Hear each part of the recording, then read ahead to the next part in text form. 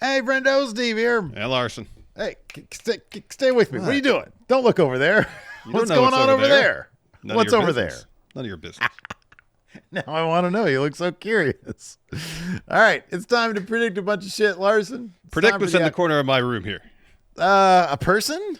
No. Spectre. No. A plate of donuts. Well, that'd be nice, but there's nothing to put a plate of donuts over in this corner of my room. Well, I don't know what it is. Is it a repairman? No. Hey, repairman, we're busy doing our predictions. Would I be doing work with a repairman in my room? Probably. I'll be honest with you. I wouldn't. You're kind of, like that. Anyways, man. Oh. I'm done predicting what's in the corner. It's not even predicting. It's like guessing what's in the corner of your room. And we're here to guess what the outcomes are going to be for the matches at Crown Jewel Perth. Larson, can you please give me like a prediction of what your reaction is going to be to like the opening match as it happens? What is the opening match? I don't know, but just it's going to be at 5 o'clock in the morning. So what are you going to look like at 5? There you go. Is that how you actually sleep? No. With a smile on your face? You know how I mouth sleep. I'm like open? in the fetal position. in case the shit goes down. I sleep the same way. So it's going to be going down at 5 o'clock in the morning, California time, 8 a.m. Eastern. We are going to do our live review of it at some point after the show's conclusion. Yeah. Probably a couple hours maybe after. 11, 12-ish. I don't know. I'm just guessing. Throw the time out there. Dude, I'd go at 10. I'm down for a 10 I don't know o'clock if we're review. done watching it by 10. That means I have to start at 6, probably 7. Oh, yeah, well, look. Honestly, with this kind of stuff, man, I think there's going to be a lot of fast forwardable. That's true. There's all the recap packages and all the ads. Recap packages. True. Yeah. True. So, anyways, on Saturday at some point during the day, so be sure you have your notifications turned on over at the podcast channel. But this is over here at Friendo Club Wrestling. We're going to do our predictions. 5 matches on the card right now, Larson. That's right. Yeah, 5 is correct. Let's start with this first one. You know, if Roman Reigns is in the main event, he typically opens the show, so that's the spot I have his match here. Roman Reigns versus Bronson Reed in Australian street fight. Steve, who do you got?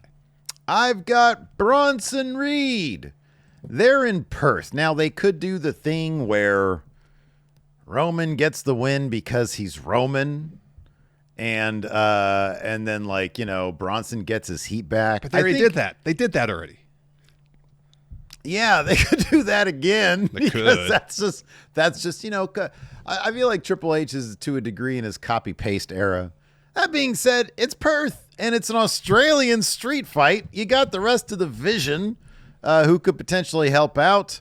So I got Bronson Reed. And guess what? I got Bronson Reed with 3 confidence points. 3 confidence points? That's a lot. Yeah. You make a lot of good points about Bronson Reed. However, you can't dispel the idea that Roman's going to win simply because he's Roman Reigns. I know he's beat Bronson Reed already.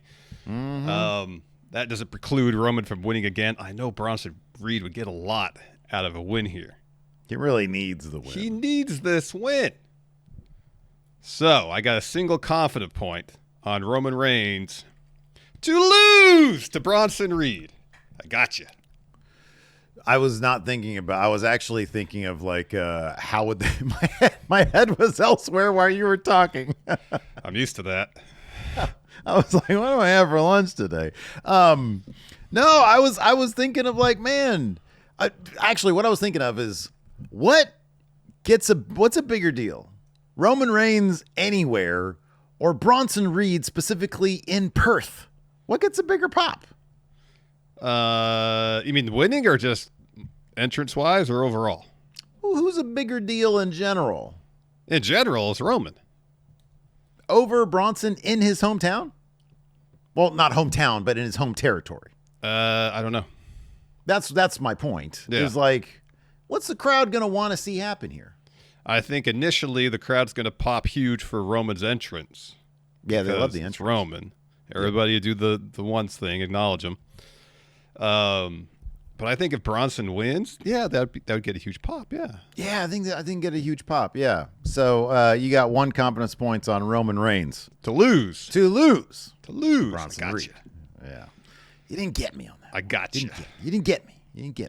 Next up, we got John Felix Anthony Cena taking on Alan Jones, otherwise known as AJ Styles. AJ Styles. Uncle Allen. You know, I don't know how many of these matches Cena's going to win on the latter third of his retirement tour. If the match against Gunther, his final match, is going to happen, the odds of Cena winning I don't think are terribly high because they really want to build up Gunther. Yeah. I don't know who he's facing at his 2 appearances on Raw in New York and Boston or at Survivor Series. But I do feel like this match here against AJ Styles, AJ said it last night, doesn't need a story. They're going to leave it all in the ring. It's going to kick ass. This is basically non-canon exhibition match. It's not really going to have any impact on any stories they're telling at this juncture. Yeah. They ain't doing shit with AJ Styles right now, really. So I got John Cena winning. I only got 2 confidence points, but I got John Cena getting the win. So John Cena put over Brock Lesnar because why? Brock Lesnar was going to still be there, even though... Where is he? I don't really know where Brock Lesnar has been or if he's what's going to happen with that.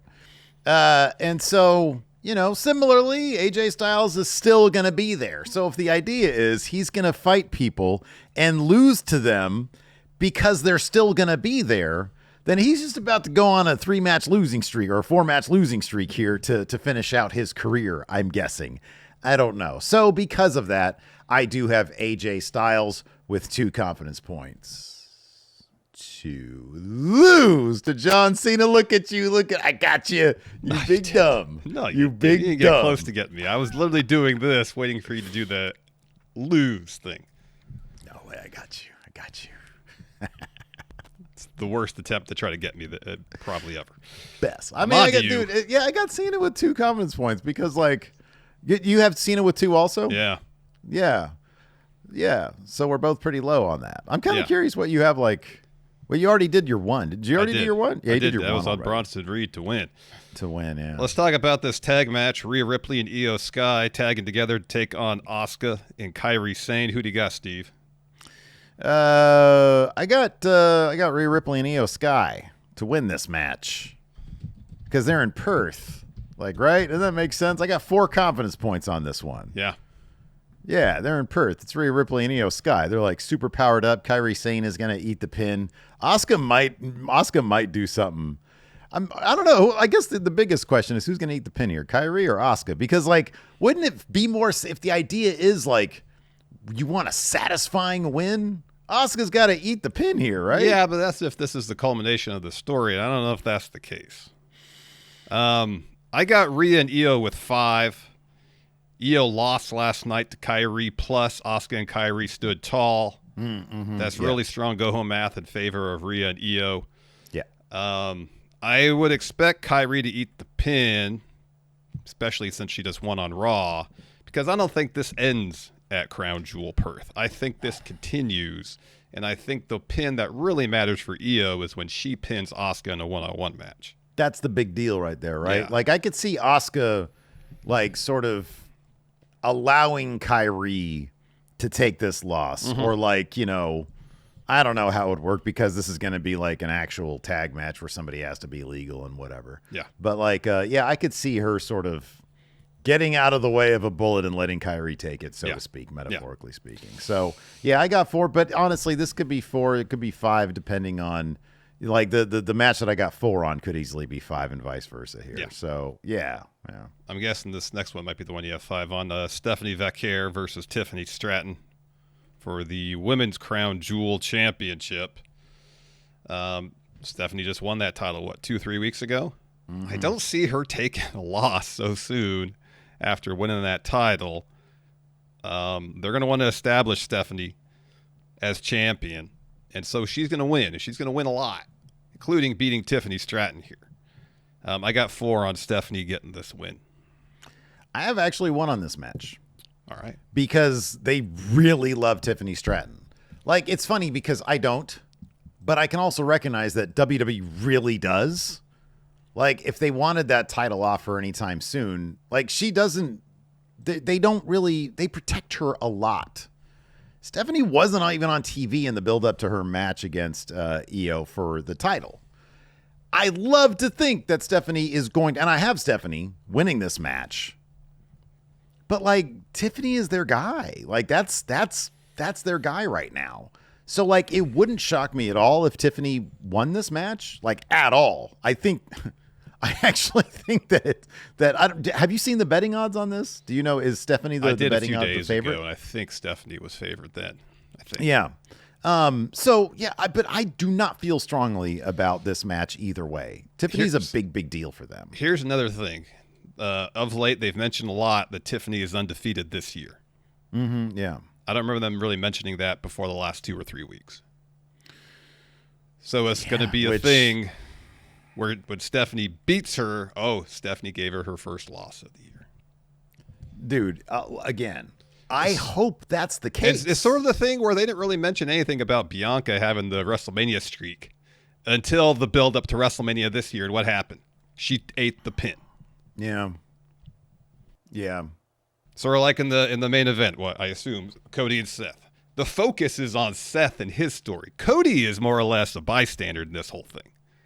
Yeah. Seth has to win this thing. Cody's like, I'm already 3-0. It's kind of no skin off his back when he loses. Exactly. Which is why I've got 4 confidence points on Seth Rollins. Again, this could be 5. There's no way. But then I think the only reason I sort of knocked off 1 point here is because everything that Paul Heyman said to Seth Rollins is not going to come to fruition because Seth's going to win. But wouldn't it be interesting if Seth lost and he had to contend with like, oh my God, now how do I get the faith of Braun and Bronson back? How do I prove? Now does that drive him even further? You know, you mentioned this on the Raw review this week. If Seth wins, doesn't that sort of take the chip off his shoulder? Doesn't he then sort of, well, no, I don't really have to be a maniacal fool. Maybe the future WWE doesn't necessarily have to go through me. I think that it will just simply embolden him to think, oh, the vision is strong. Yeah. I've been validated. And I think that's the direction they will go. Yeah. But they also really love Cody in that title. And I think that there is a story to be told for Seth if he loses. I don't think it's going to happen. I think that he gets his win here. 4 confidence points on Seth Rollins. Could be 5, but for the sake of conversation, that's why I think I've got this at 4 and not like complete and total at 5. I have it at 3 for all those reasons because I think. Oh wow, okay. I could picture in my mind a situation where they're discussing ideas where Seth is going after this, just like an Unreal. When they're talking about what's next for Roman after WrestleMania, if Heyman leaves, and Ed Koski's like really pushing the idea that for Seth to lose, because Triple H is like potentially the more interesting story, and Triple H is there chewing ice, and ultimately he's like, no, Seth's my dude. Yeah, the vision is the story we're riding with through the fall into early next year. If Seth Punk at WrestleMania for the title is kind of the end game for all this, then Seth has to win this match. He does, and that sort of puts CM Punk, if that's the match at Mania, sort of, on that same level as well, because he beats the guy who beat Cody. Do you think they will have vision interference to get him to this point? When Heyman says, if you lose, you'll lose the faith of Braun and Bronson, and I'll be questioning why you're even the guy that I chose. I mean, if Braun and Bronson are there to like help the guy out, as opposed to it testing their faith in him, I wonder how that's going to go down. Yeah. Well, regardless of how it goes down, Seth's getting that win. Yep, 3 I agree with that. I got 4 confidence points on that one. But, the predictions challenge for October starts at Crown Jewel Perth, continues on to AEW Wrestle Dream the following weekend. If you want to get in on that, go click join over at the podcast page at the Going In Raw YouTube channel. It's youtube.com/Steve Larson, or you can go to the patreon.com/Steve and Larson. Click on the Friendo Club setup there and gets you into the predictions challenge. It's always a lot of fun keeping track. Who's up, who's down, what do you need to do to get ahead, all that business. So be sure to check that out. If you're interested in the predictions challenge, there's always a prize on the line as well. So you can look forward to that. Let us know in the comments who you think is going to win. Who's up? Who's down at Crown Jewel Perth? In the comments below, hit that thumbs up. Hit the subscribe button and the notify bell. Till next time. We'll see you guys around. Goodbye.